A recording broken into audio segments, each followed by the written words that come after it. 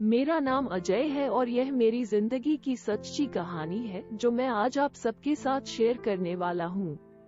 आज से ठीक 2 साल पहले मेरा एक बैंक पेपर था जिसका सेंटर हमारे शहर से दूर इंदौर के एक कॉलेज आया।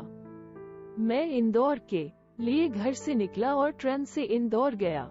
ट्रेन में मेरा सफर बिल्कुल सामान्य गुजरा। मैं अपने मोबाइल में एग्जाम से संबंधित चीजें देख रहा था।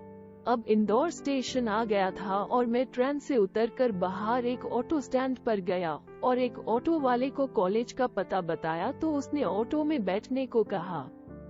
ऑटो में जाते हुए रास्ते में एक लड़की ने ऑटो वाले को रुकवाना चाहा तो ऑटो वाले ने मुझसे पूछा कि साहब क्या एक और सवारी बैठा सकता हूँ।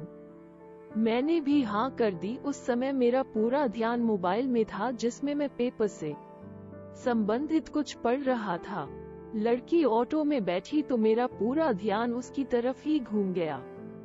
वो लड़की बहुत सुंदर थी। उसकी बड़ी बड़ी आंखें और आसमानी रंग का सूट जिसमें वो और ज्यादा सुंदर लग रही थी, लेकिन वो बहुत ही नर्वस लग रही थी, जैसे वो बहुत परेशानी में थी।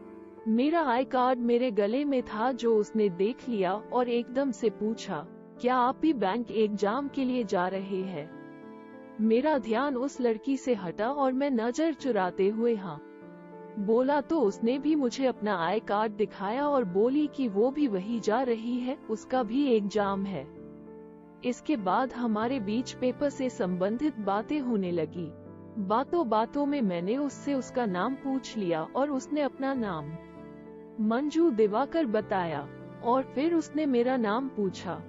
मैंने भी अपना नाम बता दिया। इसके बाद मैंने उससे बोला कि आप बहुत नर्वस लग रही हो, क्या बात है, सब ठीक तो है? तो उसने बताया कि वो पेपर की वजह से ही नर्वस है। उसने इस पेपर के लिए बहुत तैयारी की है और उसके लिए ये पेपर क्लियर करना बहुत जरूरी है। इसके बाद मैंने उसका हौसला बढ़ाते हुए बोला कि तुम दिमाग और दिल शांत रखो, देखना आपका एग्जाम बहुत अच्छा होगा। थोड़ी और उस समय और भी बातें हमारे बीच हुई। इतने में हमारा कॉलेज आ गया जहां पेपर था तो मन उतरकर ऑटो वाले को पैसे दिए। मंजू ने उस समय मुझसे बोला कि अजय तुम बहुत अच्छे हो, पेपर के बाद तुम मुझसे मिलकर जाना।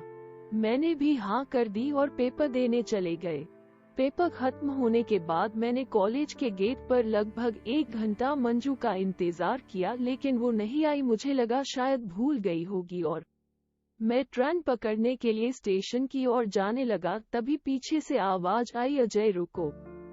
मैं रुका तो देखा वो मंजू थी जिसने मुझे आवाज लगाई। मंजू इस समय बहुत खुश लग रही थी। उसके चेहरे की हंसी उसकी सुंदरता को और बढ़ा रही थी। पास आकर मंजू ने थोड़ा गुस्से भरे अंदाज में बोला कि कब से तुम्हें ढूंढ रही हूँ अंदर और तुम हो कि बाहर आकर खड़े हो। तो मैंने एक सॉरी बोला और वो भी मेरे साथ स्टेशन की ओर जाने लगी। रास्ते में हमने बहुत सारी बातें की। बातों ही बातों में मैंने उसके बारे में पूछा तो उसने बताया कि वो इंदौर से ही है, उसका घर स्टेशन से थोड़ी दूर है।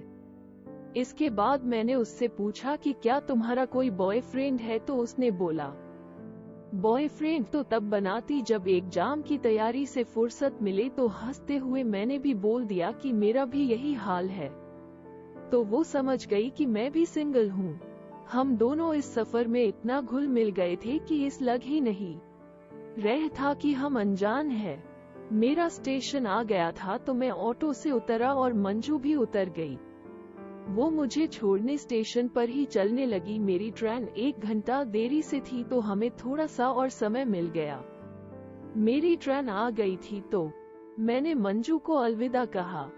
मैं जैसे ही ट्रेन में चढ़ने वाला था तो मंजू ने मेरा हाथ पकड़ा और मेरे हाथ में एक कागज का टुकड़ा दिया और बोला कि ट्रेन चलने के बाद खोलना इसे। इसके बाद ट्रेन चली और मैंने वो कागज पढ़ा तो उसमें मंजू ने अपना फोन नंबर लिख रखा था। छोटे शहरों में लड़की का नंबर ऐसे मिलना किसी लव लेटर से कम नहीं होता। मैंने जरा भी समय खराब नहीं किया और तुरंत उस नंबर पर कॉल किया। इसके बाद हमारी प्रेम कहानी शुरू हो गई। हम दूसरे कपल्स की तरह घंटों बातें करने लगे और महीने में एक बार मैं इससे मिलने इंदौर जाता हूँ। इत्तेफाक से हम दोनों का बैंक का वो पेपर भी क्लियर हो गया। हम दोनों अब जॉब के साथ साथ एक दूसरे से मिलने और बात करने का समय निकालते हैं। इस समय हम दोनों बहुत खुश हैं और हम दोनों की ट्रेनिंग चल रही है। ट्रेनिंग के बाद हम दोनों शादी करने वाले हैं।